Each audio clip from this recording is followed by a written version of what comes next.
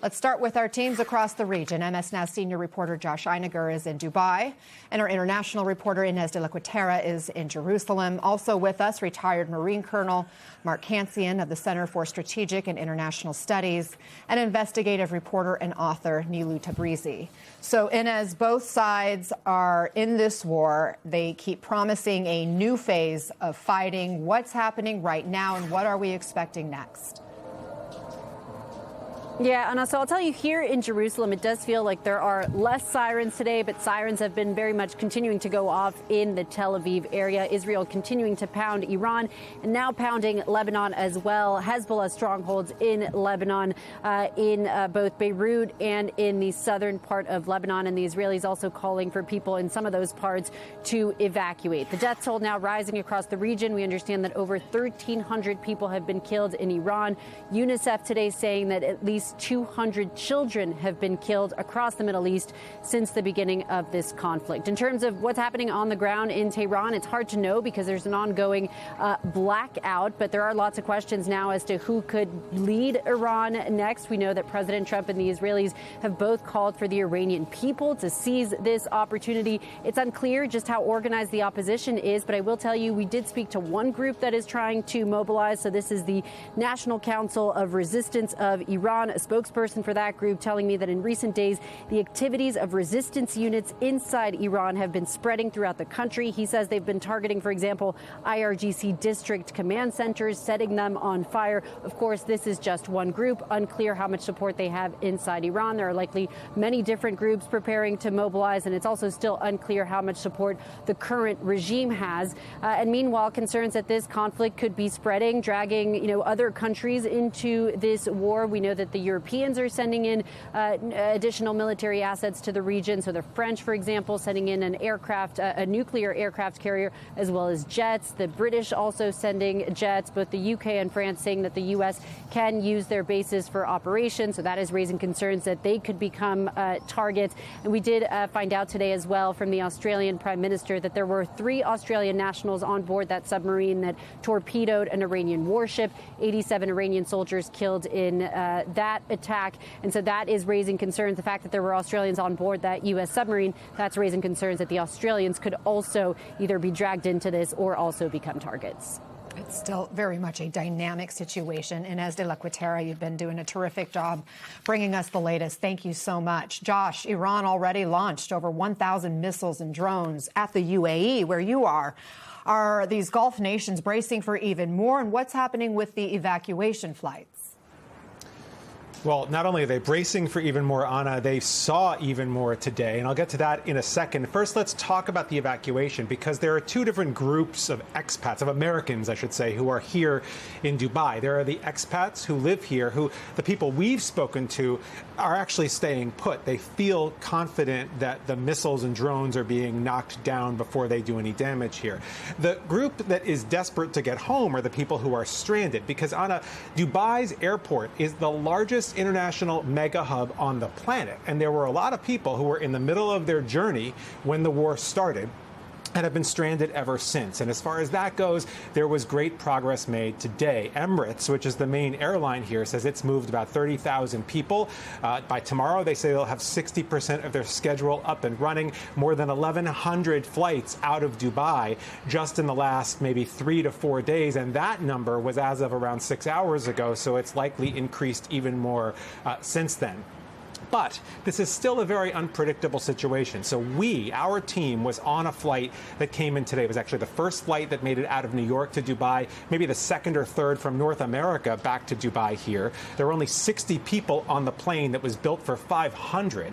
But of course, they're going back full. But as we were approaching, there was a missile launch, an alert here in Dubai, and all the inbound traffic started to go into holding patterns as the UAE Air Force took down those missiles. There were 9 of them, 9 ballistic missiles, more than 100 UAVs, more than 100 attack drones, all targeting the UAE airspace today.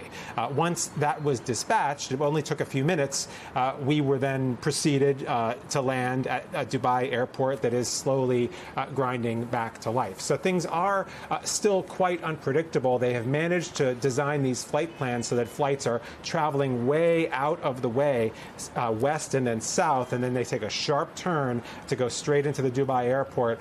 Things were safe for us, and things they say are safe, otherwise they would not be flying. But they have made tens of thousands of people, they've gotten them home already, and more as the week continues to progress. Anna? Sounds like a scary situation. So glad you made it there safely. Josh Einiger, thank you for bringing us that reporting.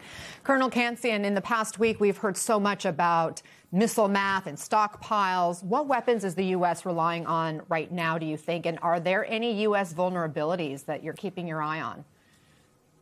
The critical inventories are the air defense munitions. As we've been hearing, those have been the missiles have been Iran's principal tool for retaliation. The two systems the United States uses most for the ballistic missiles are the Patriot and the THAAD. Both of those are in theater. The inventories are limited. On the other hand, we are able to rely on allies and partners. The Israelis have their own systems. The Gulf nations also have their own systems. The risk is that the United States will reduce the inventories to a point where it creates risk elsewhere in the world, particularly if there were a conflict with China. And I'm sure that the war planners are raising concerns about that. Your analysis found that the first 4 days of this war cost roughly $3.7 billion. That is a ton of money. Is this pace sustainable? Are wars just getting more expensive? I don't know if wars are getting more expensive, but what's expensive are the munitions, and that drove most of this cost. Those have to be replaced, and particularly early on when the United States was using a lot of the long-range ground attack missiles, those are extremely expensive. Now that we've been able to transition to short-range munitions because we have air superiority, that helps a lot on the cost side, but it's still going to be a very expensive conflict, and the administration will need to go back to Congress to get more money. Nilu, most Iranians, of course, have been cut off from any outside information. No internet right now, no real communications amongst each other, let alone with people outside the country. What are you hearing from people inside Iran as you've been able to make some contact? Yes, I mean, it's a complete communications blackout. After Khamenei was killed, even in the first few hours of the attack, the connectivity just went down. But I was able to get, a few second voice notes, some screenshots from sources in Iran. And one source told me, who's based in Esfahan, that already on each street corner, there is police there, there's armed forces, not necessarily to protect civilians, but really to encourage people to stay home. They sent me screenshots of text messages from a state-affiliated number that warned people to not protest and to stay inside. So there's a lot of mixed messages for this operation for Iranians. Are they supposed to take to the streets? Well, how can they if they're under airstrikes? And as well, their government continues to suppress them at home. So it's an incredibly heartbreaking situation. Also so heartbreaking was this girls' school that suffered some kind of a missile attack or bomb that hit. And there are reports that upwards of 150 plus people died in that one incident. Some video from nearby the scene there. The Pentagon says it's investigating. What are you learning in your reporting? Right. So there's been a lot of great reporting on this. Many of us in the open source community have been looking at this because it's such an egregious attack. This was on the first day of the airstrikes. And as you said, between 150, even 175, I've been seeing those numbers. These death tolls are impossible to confirm without direct contact in there. But what we've seen is the U.S. has confirmed that, yes, it's responsible for southern targets. And so this puts it into question. In the press conference earlier this week, they presented a map, and Minab was just in between two places where they confirmed there was a hit. There's a lot of misinformation about this. Some people are saying it's an errant missile that came from, an Iranian force that just dropped out of the sky. But what satellite imagery was able to confirm was that these were precision precision strikes. This is a school that was hit in multiple places, and the damage is so severe that many munitions analysts have said, well, this couldn't have been from a missile, an Iranian missile that dropped out of the sky. This was an intentional attack.